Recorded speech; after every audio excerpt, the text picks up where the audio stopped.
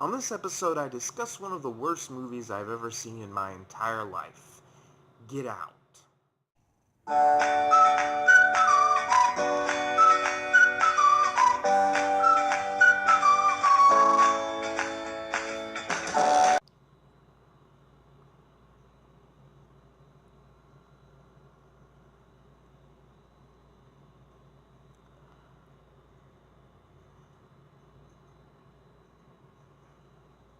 Before I begin this review, I should mention that a lot of people like this film. My sister Corey, Mike Beneducci, my brother Gorman. Yeah, it seems to have done well for itself. It got a 99% on Rotten Tomato. 99%. And it's not one of the highest grossing films of all time, but it did pretty well for itself. And if you are able, if you are able to derive enjoyment from this movie, I'm very happy for you. I have complete respect for you. I honor your opinion. I don't mind, but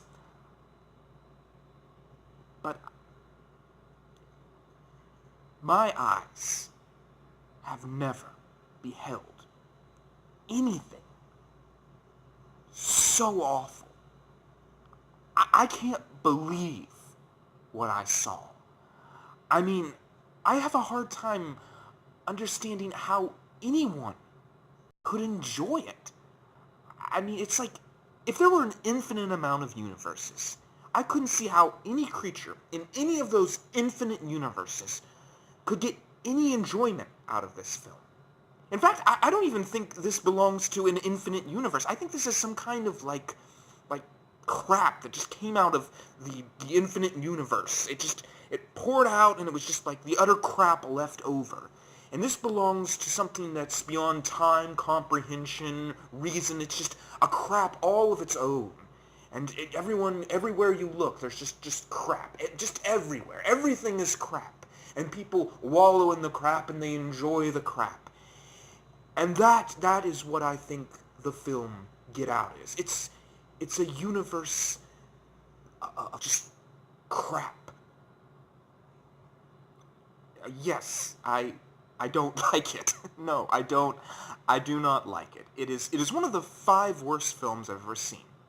And I'm only putting it at 5 because I do honor other people's opinions and the fact that I guess there are people that enjoy this, but I don't get these people. I do not understand what there is to enjoy about this film. So this movie was basically just entirely Jordan Peele. He was a sketch comedian who did very well for himself with sketch, and a lot of his stuff is funny. I will admit I don't like a lot of it. Some of it's pretty dumb. But, I mean, yeah, I laughed at the little classroom joke where everyone's sitting around and he's like, Ron. And, yeah, he's done a few good films like Keanu with the little kitten. And, he came onto this project, and he's only done ever humor. Comedy is all he's ever done, so he thought he'd try horror. And usually this goes well. Horror and comedy are very intertwined in the storytelling business. People that do comedy often find themselves very good with horror. I don't know why it is, but it just seems to be the case. But, he should have stuck with sketch. Because, in a way, this is just like one big, long sketch comedy episode.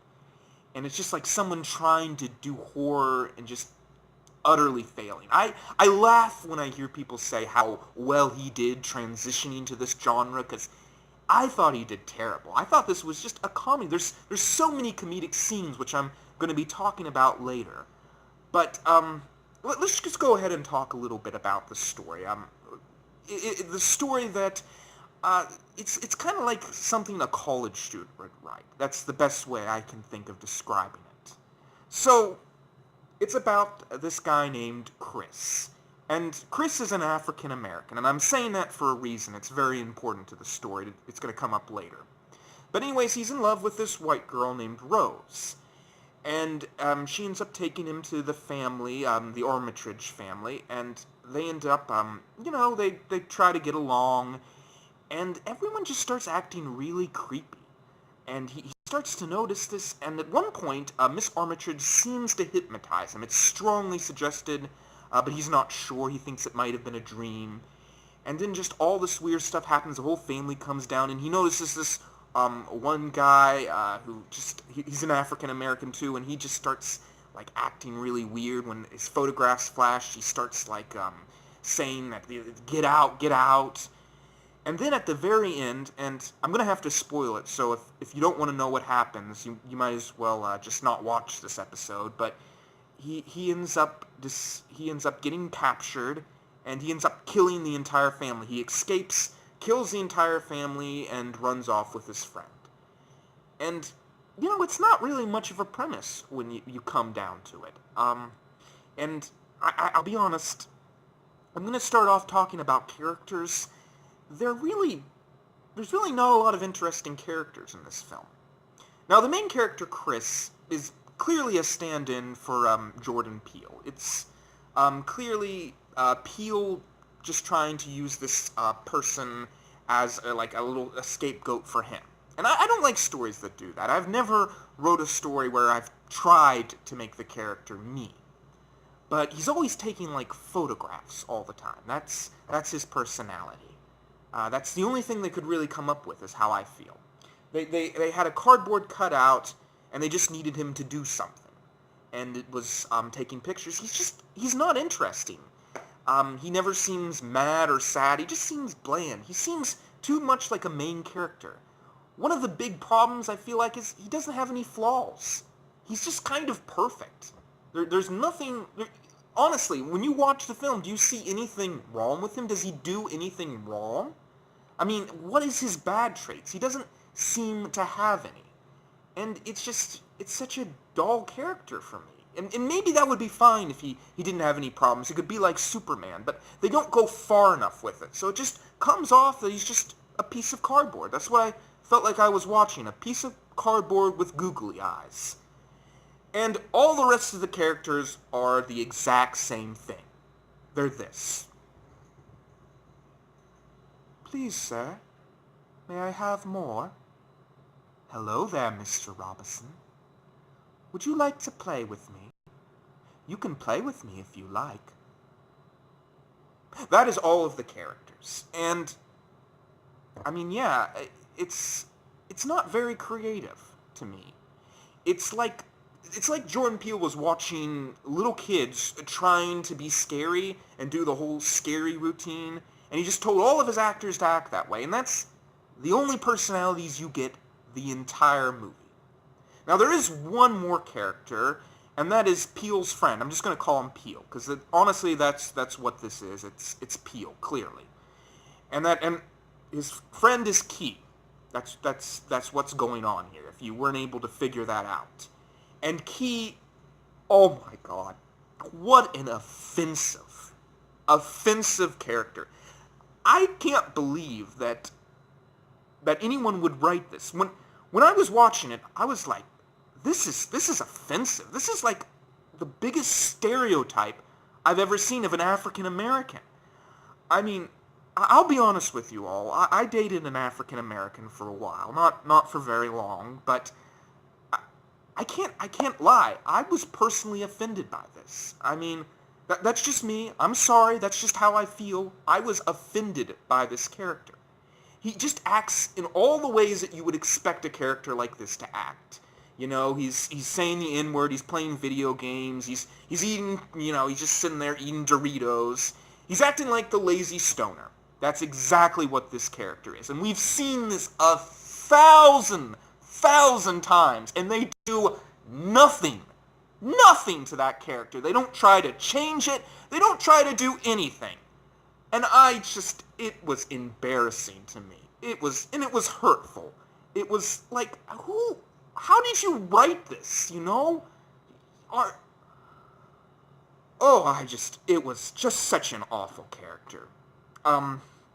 Yes, and, that's pretty much all the characters there are. Those are your three choices. Cardboard cutout, a little kid trying to be spooky, and the most offensive character I've ever seen in a film. Those are your three choices. So, yeah. So the characters, they're just... I guess they're all awful in different ways. I mean, I guess that's what I can say about them. But moving on to the story, the plot, you kind of probably have already figured out what the problem with this plot is. It's just, it goes in the exact direction you expect it to. You know, if I was working on this story, I'd be like, we've got to change around some things. We've got to make the end a little bit more unexpected. Because this entire time, you know exactly what's going to happen. When you sit on that chair in the theater, you know her family's going to be evil. You know that she's going to be evil. There's no great twist there when she suddenly's like, oh, I'm a bad guy. You knew that was going to happen. You can't say you didn't know. You can't say you didn't know the family was going to be evil either. And they do nothing the entire time to change that. They don't make it unexpected. They don't make it, maybe the main character's the bad guy. That's actually kind of a weak one, but let me give you a better example. What if the family was worshiping some kind of god or something like that? There was some kind of magic going on. That would be interesting. That could bring even some more interest into the story. Like, this is also sort of a religious thing. Or, I don't know, something. You can't hint at something like this. You can't foreshadow the entire time that this family is evil in such obvious ways, and then the end to reveal that the family is evil. Who's surprised? We knew it the entire time.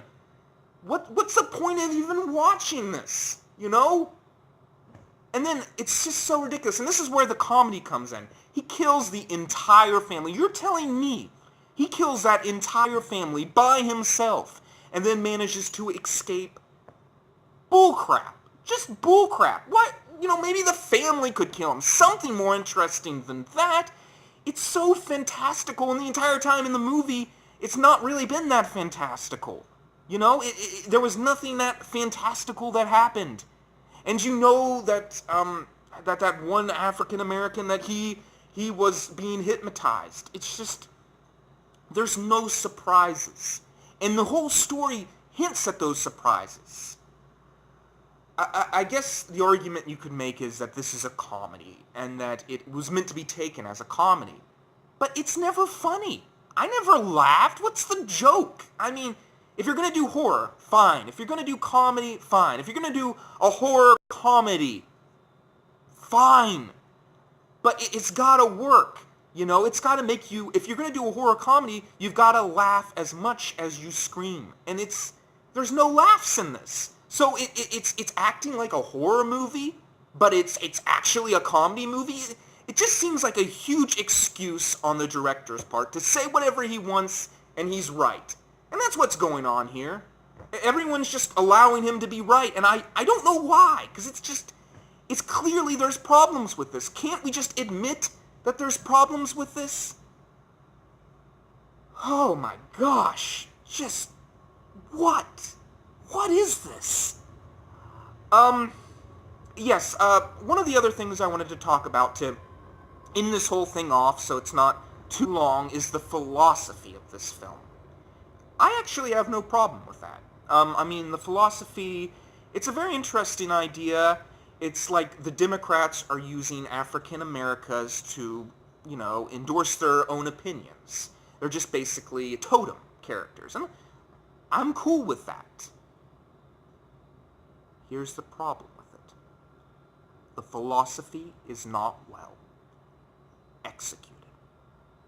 And you know what? It's fine if you actually have bad philosophy that not everyone is going to agree with. That's fine if you can execute it well. It's better to have bad philosophy executed well than good philosophy that is executed badly. And it is just amazing how badly executed this philosophy is. You know, for one thing, it's the metaphors that they keep dropping. And they're so incredibly obvious and incredibly stupid. I'll talk about my favorite one first. The girl, Rose, she has these two bowls of cereal that she's eating from. And one is Fruit Loops and one is milk. and she keeps them separated, and that's supposed to represent separated races. And that's stupid.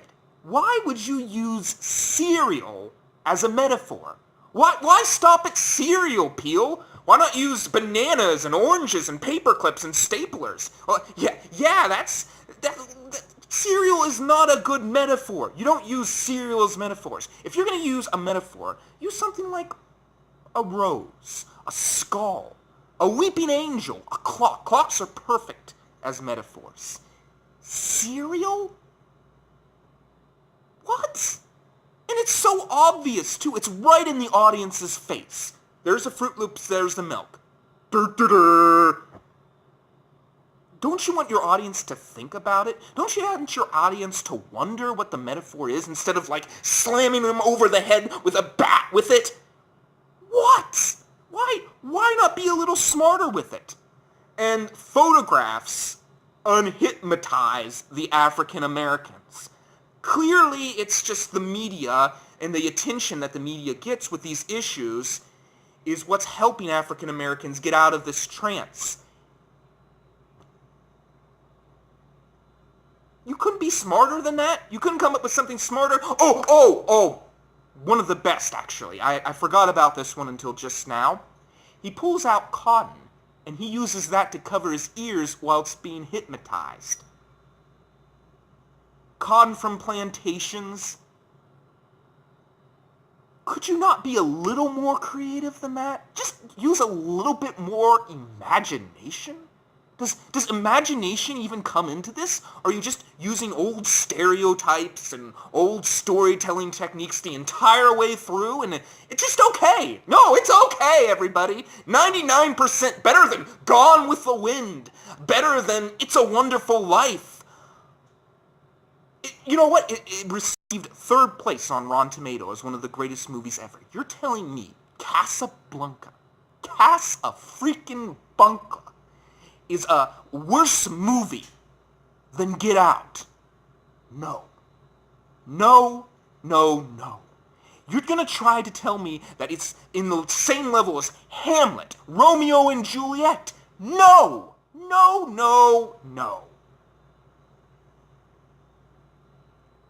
Okay. So, yeah, this is just an insane movie. I know that people are probably going to either watch it or not, and what I say isn't going to matter, but I hope from this video you'll at least be able to notice that this movie is at least not as perfect as everyone's saying it is. At least can you not understand that? That there's no way that this could be a 99%. That's somebody's paying off somebody somewhere. That's all I'm saying. And I will be honest, I considered giving up storytelling after watching this movie because I thought, if this is what people like, I don't know if I can do this anymore. But I thought about it and I realized maybe that is the exact reason why I should keep going. Because people need at least something close to good storytelling. And that's what this video is all about. I am not giving up on storytelling, and I'm not giving up on you all. I think that some kind of imagination, some kind of intelligence can be brought to the human mind if we just believe in it. We can be better than Get Out. I truly believe that.